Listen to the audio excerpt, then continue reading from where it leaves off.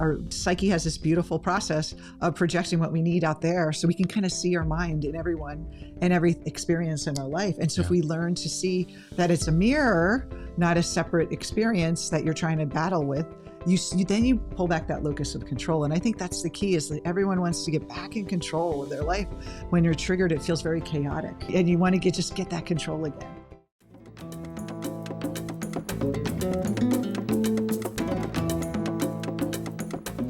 Hello, welcome to Soul Sessions. I'm Deborah Burnt Maldonado, here with Dr. Rob Maldonado. Good to see you guys. And we are back with another series, continuation of our Satya Leader series. And we talk about Satya as being a Sanskrit word, which means to speak, think, and act in truth. And we're going to go deeper into how that works in dealing with difficult people. Have you ever dealt with a difficult person, Ron? Have you had? I think exclusively I deal with difficult people. Yeah. So this is something everyone can relate to. Yeah. There's maybe one time in your life you had a difficult person. And so we all can, something we have in common. And we're going to talk specifically about difficult people in work, in our work life and our business life, and how we deal with them, why they show up, and an empowering way, in a Satya way. We're going to give you some tools. Yes, give you some tools to work with them and learn about work yourself. with yourself. Yeah, definitely. But before we begin, I do want to remind you, if you are watching us on YouTube, don't forget to subscribe to our channel. That helps us out a lot. Get more people listening to our show, watching our show. And then if you're listening to us on iTunes, Spotify, or any of the other podcast services, definitely subscribe. We don't want to miss this series and more upcoming series. And one more announcement I have is that we wrote a book. We wrote a little ebook. It's not a full book, but it's a pretty detailed book. It's called The Success Trap: Three hidden forces that are keeping you from going to the next level in your business and your life. Even if you're not a business leader, you will find something very valuable in this about yourself. It's all based on Jungian psychology, Eastern philosophy. There's tons of exercises and questions in the book. So all you need to do is go to thesuccesstrapbook.com and get your free copy today. So now let's begin. I think this is one of my favorite subjects because I've learned more from the people that caused me difficulty than I had from the people who loved and adored me. That's right. I like the people that love and adore me, but the difficult people help us grow. That's right. And if we approach it in the right way. Yeah. So why do we have triggers? Like, why can't everyone be nice? Why can't everyone do what we want them to do and act the way we want them to act, follow our rules? Why does this happen? Well, I mean, that's an infinite question, right? But at the social level, I think it's just part of being a human being because we're social creatures. Part of our work is to fit in, right? How do we get along with others? How do we cooperate? And how do we resolve conflicts? Because in human affairs, there's always going to be conflict. And so what we typically do is we want to avoid those quote unquote toxic people. We want to move away from them. We don't like being around them. Maybe we even change jobs or fire people that are just difficult, and without actually having that self-reflection. And when we're seeing someone that triggers us, we always talk about this in Jungian psychology. It's very common that someone who triggers you is a reflection of your own inner self, and it's a projection. Yeah, absolutely. So Jung had this idea of, or worked a lot with what we call projection. So projection, again, it's a common universal defense mechanism that we all have. And the way we employ it is essentially that the things that we don't like about ourselves, both good and bad, or in other words, both things that might be considered morally questionable, but also things that we're not ready to express, that might be talents and skills. We suppress them, but then when they're in the unconscious mind, then we project them onto others. And so the people that irritate us are the ones that are showing us what is in that collection of unconscious repressed content that Jung called the shadow that we're seeing in them. So an example for me is I used to be like, why did this person trigger me? And I realized this common thread of someone who's demanding. they're so demanding. And I was like, why is this demanding so triggering for me? And it was this feeling of, I'm more passive. Like I won't ask, well, I'm getting better. I'm growing. But when I was younger, I would never ask for what I wanted. And so these people are basically acting out aspects of yourself that you don't give yourself permission to act out. Yeah. And the reason why it triggers us is because we don't find it beneficial or we feel it's unsavory to be that way. We have a judgment. That's why we suppress it in the first place. So when we're triggered by someone else, it's like, oh, why is this quality so unsavory? Why is this quality so terrible? And that's really the key. Yeah. And let's talk a little bit about that trigger element, right? Yeah. Because it's such a powerful thing. It possesses the mind, essentially. We've all had that experience where something just has that sticky quality that you can't think of anything else, right? That person stepped on our buttons, like pushed our buttons. Pushed every button on the elevator, and now the mind is just stuck on overdrive and just thinking about that. I should have said this. I should have done that. How dare they? Or what am I going to do tomorrow when I confront them and all this stuff? And the mind just ruminates on those And it's thoughts. Such a waste of energy. And if you think about the energy, and if you remember a time when you felt that way, it's a very defensive energy. It's not a creative. It's you feel very tight. You feel powerless. You feel that the person isn't hearing you, or you don't know how to deal with them. They're out of control. Yeah. And we want to get back our control. And so our ego's trying to strategize. So maybe I'll tell their friend about them and then I'll get even, or I'll fire them, or I'll yell at them or something. And, if we go back to the 3 responses that the ego does, is it either fights them, it could fly away, avoid them altogether, or freeze, or just do nothing. And I find that probably the most beneficial and constructive may be to fight and speak out and tell the person what's going on. I mean, from the ego perspective. But when we avoid and we freeze and we don't do anything, what tends to happen, and this is, we can all relate to this, especially women, we're like gossips, that you don't tell the person directly that it bothers you, and because you're of course too nice, but you'll go and badmouth them to your friend, or, tell them, this person did this to me, but you're not really dealing with the problem. You're just basically just swimming it up, and then you're still obsessing about it. And they always say that person's rent-free in your mind, just like living there. And so the ego's strategy for dealing with this is always very weak and deconstructive and tiring and exhausting, and causes a lot of stress and anxiety. Yeah, that's a good point. It's weak because the ego's function is not really to grow, but to maintain the status quo. So in other words, from the ego perspective, it says we're doing good enough, so let's just maintain the status quo, meaning let's stay in our bubble and they can stay in their bubble. But meanwhile, this trigger, of course, feels like they've overstepped their boundaries, right? And they're entering into your mind and they're living rent-free in your head now. And it's not, doesn't do, like you're not really getting anywhere, right? You don't really get anywhere, like you said, because even if you fight, that element is still in your unconscious mind and it's going to show up again. So even if you win the argument or the conflict, you're still going to have to deal with it over and over again. So the way we work with it at the Jungian coaching level is that Jungian coaching level. I love that. Yeah, at the Jungian coaching level, because not just a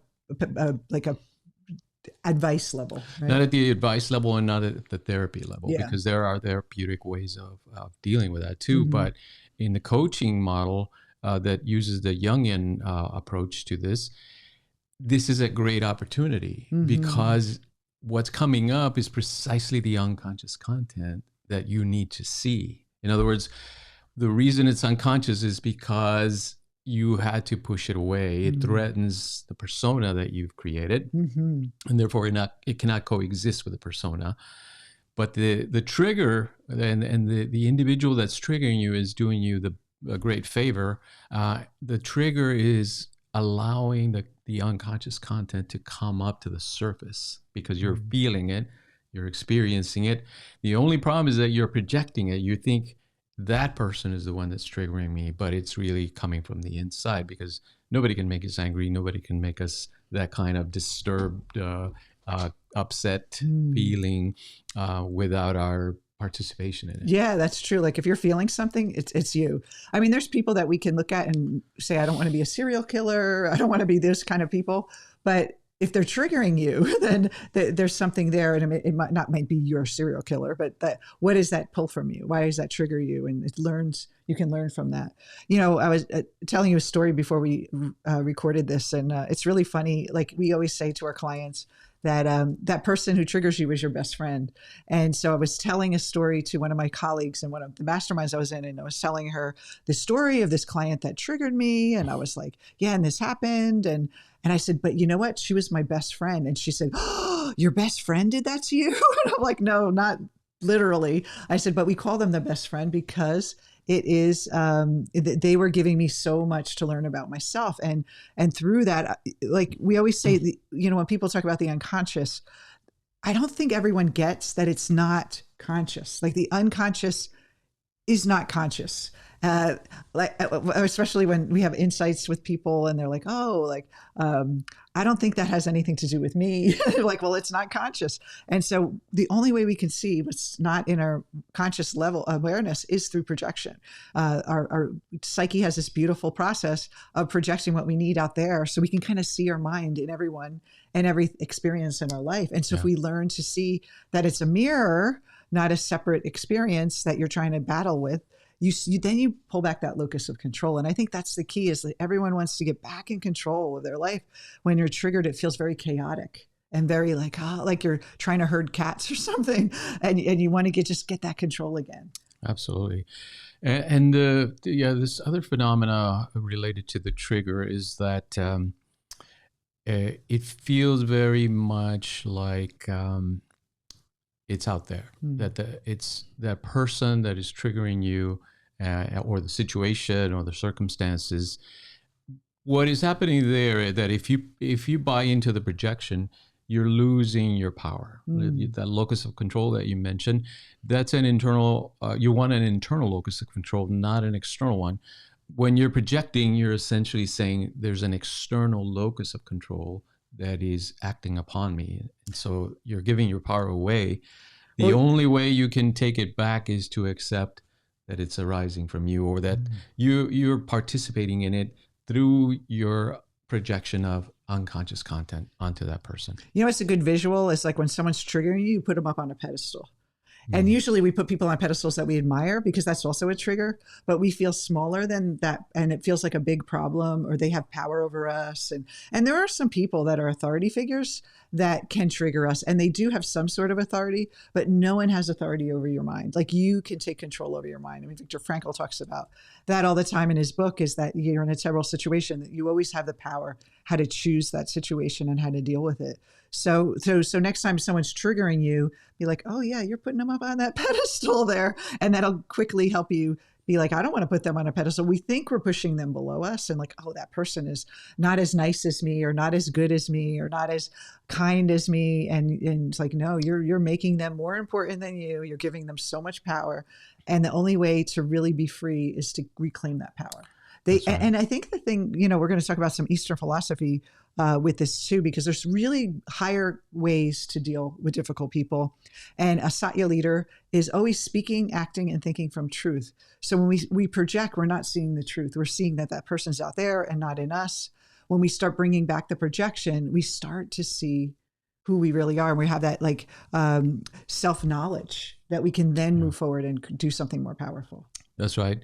But it begins with this acknowledgement, right? That here's an opportunity. Yes. Because if we see it as I'm doing something bad, or they're doing something bad, which is even worse, then we're caught up, right? The emotion, the trigger has got us in its grip instead of us being able to work with it.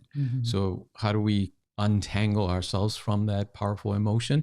We acknowledge that here is an opportunity for me to work with my mind, because I'm seeing my own shadow projected onto this person that's triggering me. So step one, take 100, not 50, not 75, but 100% responsibility for that experience. Yeah. And that's only the only way you get power. If you give 1% to them power, they're having more power. So it's 100% responsibility, not for who they are or how they're treating you, but what it's pulling from you, because it's coming from inside you. So you're, okay, I'm responsible for how I feel right now. Yeah, and this is a difficult one. So if you have questions about it, post them. Yes, on I know. on the feed, because I want to clarify. It's not blaming yourself. This is not blaming yourself at all, because what happens is that the things that we don't want to be, it's like almost like, say you're a director and you're like, I want to star in my own movie and I need some other actors to play all these other roles, like the victim and the villain and the best friend, and I'm going to pass all these scripts out. And that's kind of what you do unconsciously. So in some way you have invited that person in to irritate you, to make you conscious of this part of yourself that you're not able to integrate. And it feels so hard for people to accept that. But once you do, it is really amazing. And so you can't blame yourself because it's unconscious. This conditioning is instinctual early in life.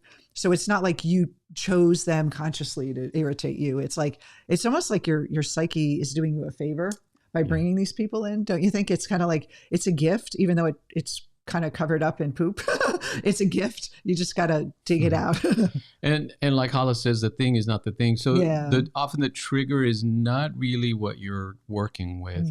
It's kind of the surface element. As we go deeper and uncover the true root of that trigger, then we find the true content that's unconscious in you. And making that conscious, what it does, it liberates you from that projection, and therefore you're no longer triggered from that particular content. So it's a wonderful way of working with yourself. What it does, it expands your awareness, your consciousness, your self-knowledge. And so in Eastern philosophy, there's a object or system called karma yoga, and this is perfect for that. Yeah. Part of karma yoga is this selfless action, which means that you're going to take action. In other words, we don't become doormats and just let people kind of step all over us, but we do what we have to do in the moment, right? So if somebody's really aggressive, we're going to defend ourselves, or we're going to state our boundaries and all that. We take action, but we're doing it with the deeper understanding that it's not personal, that we're simply taking the action as part of our duty. And that's part of karma yoga, that we have to do our duty, our part as the role we're playing. So if it's a coworker, for example, or an employee or an employer, we state our needs and our boundaries with non-attachment. With non-attachment, which means that it's not personal. We're not making it about us versus them. We're simply saying, this is the way things should work, and I understand this, and this is part of my role. So an example would be, let's say you are dealing with, let's say, a client or customer that's been like kind of always complaining and like causing problems with your people. Like we really keep our team members safe from, abuse or any abusive language or anything like that. And let's say you had a difficult client that was very kind of mean to your team and, not respectful. And so what you want to do is you approach them out of duty for everyone involved, for yourself. And that really helps them, because they, if they continue that behavior and no one corrects them, or they don't realize it, they're going to keep doing that and creating more havoc for themselves. So it's a really nice way to express that. It's like kind of doing them a favor in a way, but you're not attached to how they respond. And so karma yoga is about taking the action. Everything goes into the action. It's that higher intent for the action, and then you let go of the results. And I bet you that anytime you have a confrontation with someone and you just let go of the attachment to how they respond, you will act more authentically, like a Satya leader, because when you're attached, what you do is it turns into a manipulative conversation. It turns into a judging conversation. I got to get this person to like me or not like me, or I got to get this person to act a certain way and change. And all that doesn't work. You're just kind of buying into this ego level of conversation. And so whether you're in a relationship, a romantic partnership, whether you're at work, these two areas, having that communication or that taking that action with non-attachment is so powerful. And I found, don't you find that too? Like, it just feels so like, I don't care how, it's not like you don't care how they respond, but you're not attached. Like whatever, you just need to say what you need to say. And it tends to be more authentic and more real than just trying to manipulate and get them Yes. or like get them to change or be super nice to manipulate them and all those things. Yeah, again, when you're acting out of ego, you're going to repeat the pattern again, and so it's wasted time and energy. When you're acting this way with non-attachment, you're doing what you need to do, and you might resolve the external conflict, as Jung says, that is really arising from the internal conflict or your own unconscious content. So resolving your own internal content or conflict resolves the external conflict. So the other one that we learn from Eastern philosophy is self-knowledge and self-control. Now, this is not self-control in the sense of should and shouldn't. I shouldn't eat cookies or no ice cream this weekend. This is more of what is the nature of the psyche? What is the nature of the mind? What is the nature of action we take in the world? And understanding that through higher knowledge, what it gives you an understanding of how to dismantle the power that the action has on you to condition you. When we act with attachment, the actions actually have a conditioning power on us. Because, again, we're giving our power to external circumstances, and we're saying, I will be happy if these circumstances arise, or I will be sad if these particular circumstances come about. And again, it's putting that external circumstance, that person's response, on a pedestal above you, because if you give them power, I know for me early in life, I used to like be really nice to get what I wanted versus, the heart, some people it's like arguing, does it for them, or causing a fuss gets attention. And we act out of these conditioned ways to deal with conflict and difficult people. And, but it's not authentic and we're still attached. We're still like afraid they're going to get mad. So I'm going to say this really nice, but not tell them the whole truth, or compliment them first and, and then, but not tell them the whole truth. And then we end up being kind of, again, feeling walking on eggshells, giving them our power and not fully in our own. And so the equanimity is another one. Yeah, it's related to equanimity because equanimity says the results are essentially neutral. You're seeing the results as neutral, meaning you're dropping the winning and losing. So it's not about winning or beating the other person. Or making them feel bad or guilty. Like a lot of people communicate to make the other person feel bad that they were wrong. That's not the aim of your action. Your action is simply out of duty, out of respect, out of proper communication, and out of creating harmony. And you can only do that if you get your ego out of the way, right? That's what equanimity does, because you're dropping the win or lose and you're not taking it personally. You're doing it out of this selfless action. It's a very powerful way to interact in social settings. Is it easy? Of course not. It requires discipline, like self-knowledge and self-control. That's what self-control means, right? That is one of the definitions of yoga also, that yoga is a way to manage and discipline your mind. Meditation as well. Through meditation. It's not just to relax. But, you said something really interesting, Rob, about self-knowledge. And, I didn't really get this until I met you and many years ago. The idea of understanding the theory beyond the practice. Because, in this fast-paced world and online and personal development, there's always like, what are the tools? What are the tools? What are the tools? And I'm going to be non-attached. I'm going to, have equanimity, or I'm going to, forgive others if they, be kind, and all these, or practice self-control. But to understand why, the philosophy of why, what is consciousness? Why am I here? What am I dealing with? How is my mind working? Is understanding that theory and that philosophy, I think, is so important, and lost a lot what my early days reading self-help, it was all about. Here's how to deal with this. Keep your boundaries, or with dating books I would read, follow the rules and be a certain way. And I think we all need to question ourselves when we're doing any kind of tools in personal development, is to really understand it and dig deeper. And what is the theory behind this? Because we cannot just live through tools and techniques. We have to have like an undercurrent of philosophy that we're following and that we're aligned with. And that's the soulful stuff that we need to really use this effectively. Yeah, I think the common denominator between Jungian psychology and Eastern philosophy is the idea of the ego, that the ego is not really the center of our being.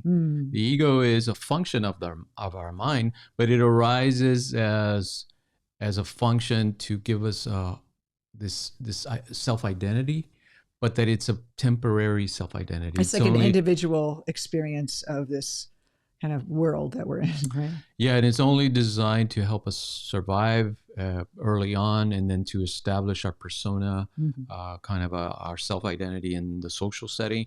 But then we have to grow beyond that.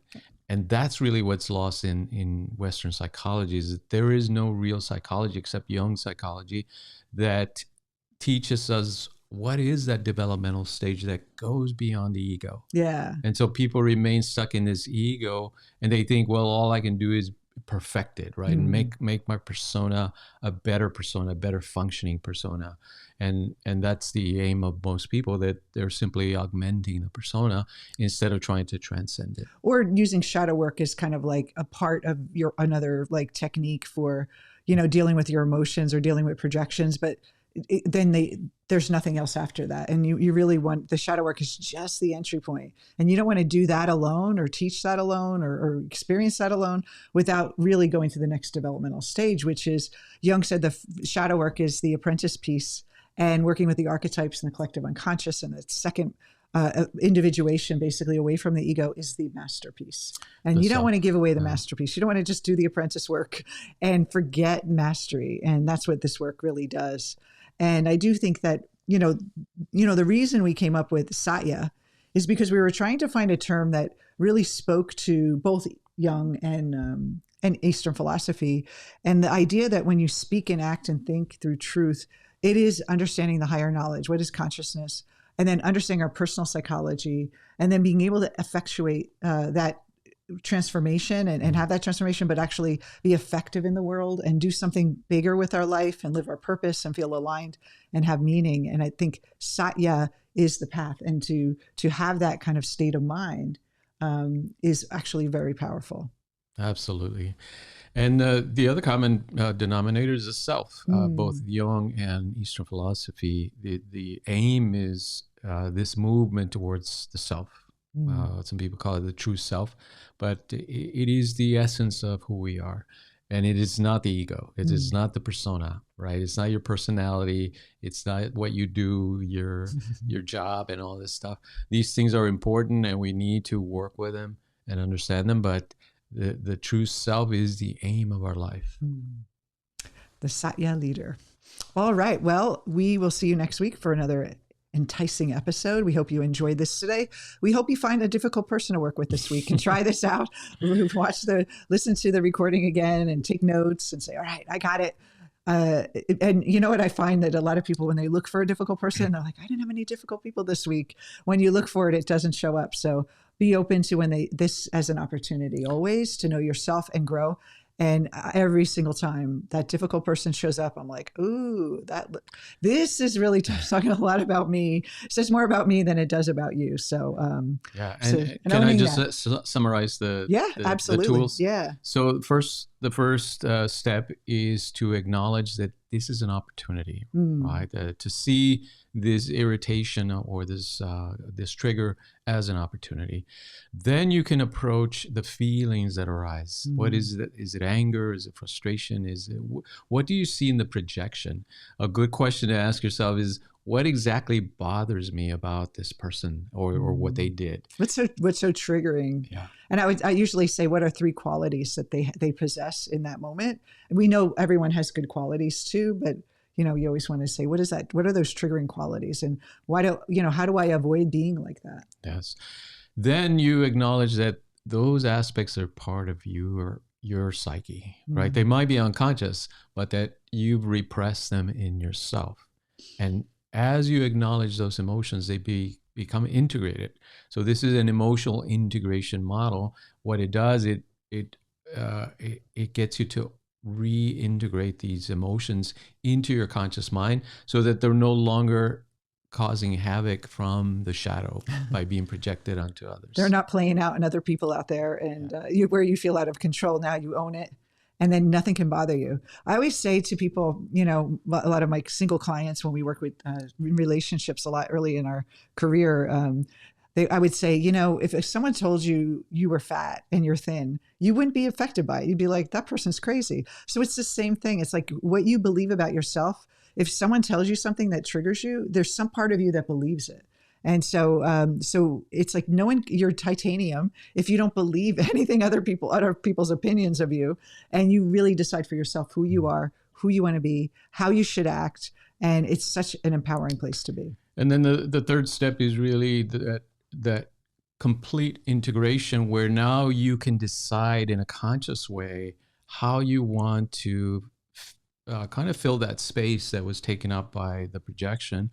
In other words, how are you going to communicate? How are you going to express your persona in a creative, conscious way? So it's a very powerful system. When you're ready to do the work, of course, it's useful to have a Jungian coach help you through this process. Mm-hmm. For people in leadership positions, of course, this is valuable because you're always working with people. And we have a program that's going to be launching next month called Satya Leadership. If you are a business leader, just a little teaser. We are really excited about it. So you'll hear more about it very soon.